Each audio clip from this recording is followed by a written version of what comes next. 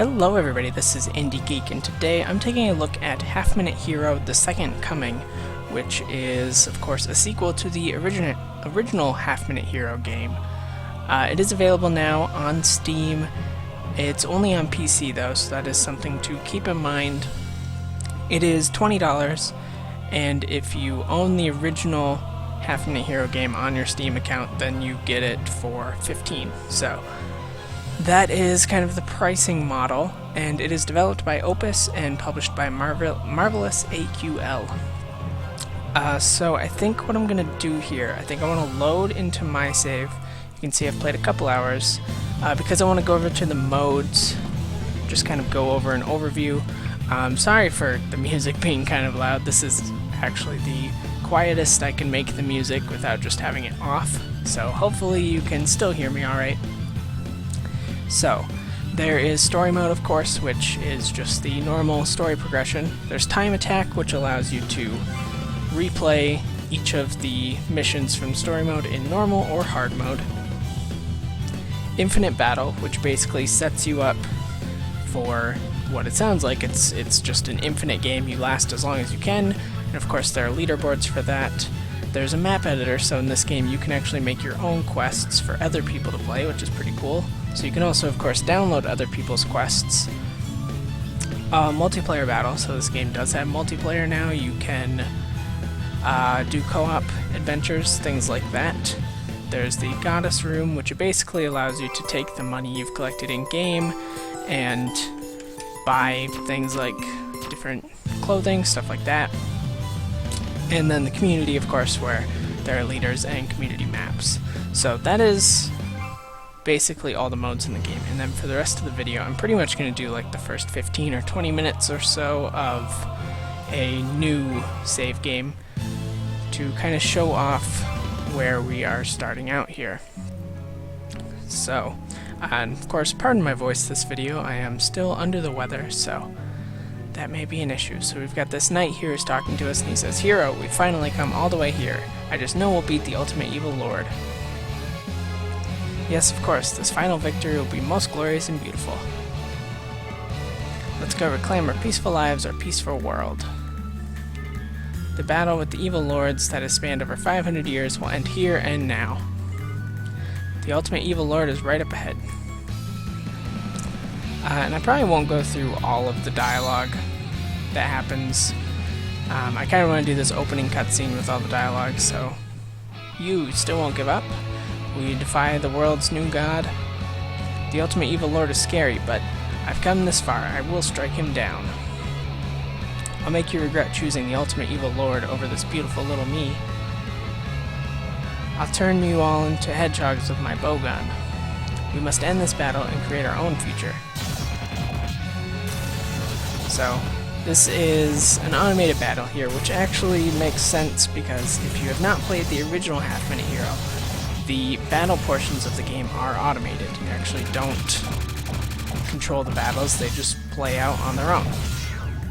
And that's totally fine. Like I said, at this point I'm probably not going to go through much of the dialogue because I want to show off the gameplay. That's where the game really shines. The dialogue is kind of... I mean, it's funny, and it works in with kind of the whole theme of the game as being sort of a funny take on an RPG, but that is more kind of for your own enjoyment rather than something to do in an impressions video. So, there you can see we kind of finished off the intro. So here we get an introduction to the sequel. So long ago there's a group of heroes who saved the world from destruction. The super fast hero, who of course we will be playing as. The ultra narcissist evil lord, who is of course our enemy. And basically the whole idea of this game is that it's an RPG that is distilled down into 30 seconds. And that'll make more sense as we get on into the game. So that was the hyper aggro princess, the super gutsy knight. So I did play the original, and I liked it a lot. I never got super far into it, but I liked it.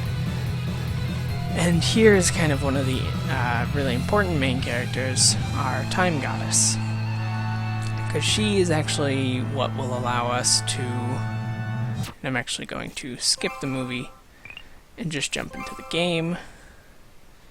And from here on out, I'm actually going to skip all the dialogue, and I will just explain what's going on. Yeah, there's a lot of dialogue, but that's fine. The dialogue is certainly not bad, and I'm not saying that the story is bad or anything. It's just that I want to show off at least the first mission, hopefully the first 2 missions, to kind of show off what is going on. So this is basically kind of our primer for how the gameplay works. So now we've been told that there's the evil lord in the castle over there, and we need to defeat him in 30 seconds. We've got our time goddess here. Yes, we have to enter a contract. Again, sorry for skipping stuff, but that is much more suited for like an individual playthrough of the game. Right, so we can buy things. We can only have one like consumable item at a time.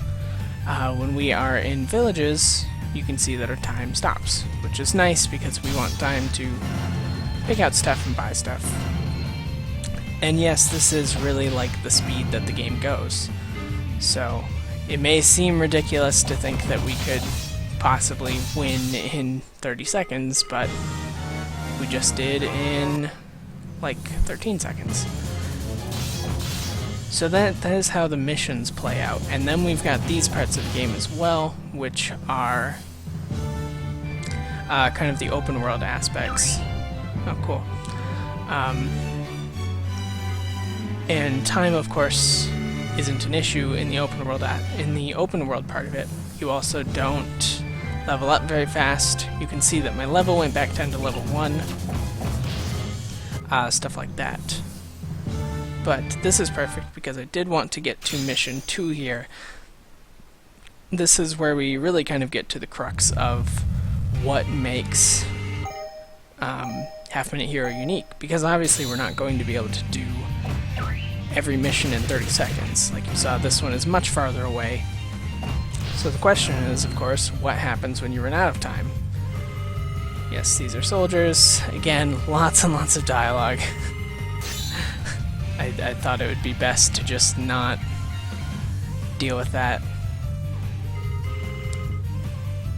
But that is totally fine. Totally up to you if you want to go through that dialogue. I actually have gone through all the dialogue in my playthrough so far. These yellow flashing guys mean that they are equal to our level or slightly above our level. Okay, so we're getting pretty low on time. So what we're going to do here is actually go over to the time goddess statue and pray. And basically, so like the first time it cost 100 gold, now it costs 200 gold, so it will go up by 100 gold every time.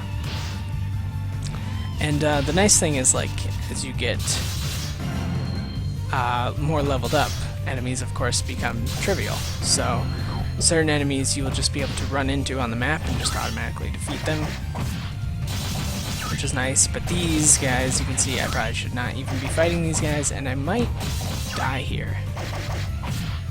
It is yeah, so I died. Not a huge deal, it just starts you back at the beginning of the map.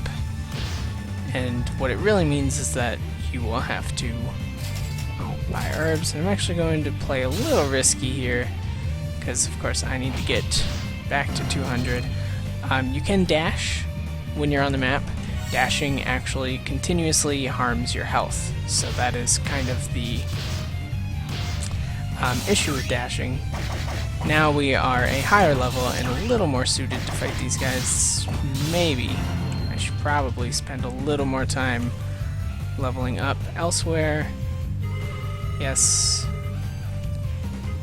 And of course, the big thing with this one is that for this mission, our evil lord is actually level 30. So we need to be higher than level... Well, I mean, we don't need to be, but it's certainly helpful to be a higher level than 30. Oh, this is going to get close. So that's kind of the fun of the game, actually, are those moments where you're really, really close and just need to last a little bit longer. And I think my closest call, I actually had like 1/100th of a second left when I ended up in town, so it does get pretty crazy sometimes. Okay, so fine, herb, do that. I was just spending a little more time because this guy starts selling this sword at under 15 seconds. So there's that, and now I want to get a whole bunch of gold. Hopefully fast enough. Oh gosh, it's gonna be really close. I don't think I've got enough. I don't. So this is interesting. This enters into a whole new realm of weird stuff happening because I didn't have enough gold. So now time is not going to stop, and at 10 seconds left, the goddess is actually going to take away my equipment. So I'm just going to go ahead and try and fight this guy. I might have messed this up, but I might also make it through. We'll see. Yeah, so here goes my equipment. You of course get it back after. So I did make it, so that's nice. And of course I get my equipment back. I just have to equip it now. Yes. Again, there is a lot of dialogue. So if that is not something you are into, at least know that like the story is not crucial. I mean, that feels wrong to say because it's a pretty good story, but it is not like absolutely necessary to kind of follow along with the story. And like I said, you can continue to fight monsters, things like that, even after you and you will want to actually, but even after a mission is complete, you can fight monsters, because like if I get to level 2, then my starting level for a mission is going to be higher, if that makes sense. So there is actually a fairly large benefit to kind of grinding out some monsters in your free time here in between missions. But that kind of wraps up what's going on here, so I think what I'm going to do now is kind of talk about the other parts of the game. That definitely explains what's going on with the gameplay. Pretty much everything that's going on with the gameplay. I haven't really given too much of my actual thoughts on it. I'm actually, a big fan of this. Like I said, I really enjoyed the first one. And I was pretty excited to see the second one kind of come out of nowhere, honestly. I wasn't expecting it to come out, and then it did, so that was, a pleasant surprise. But, so in addition to the gameplay being excellent, the art and music are also very, very good as well. Like I said, the music is pretty loud. That is mostly because there's not like a wealth of options as far as your music volume, which is a little unfortunate, but what can be done? But yeah, I mean, the soundtrack is really, really good.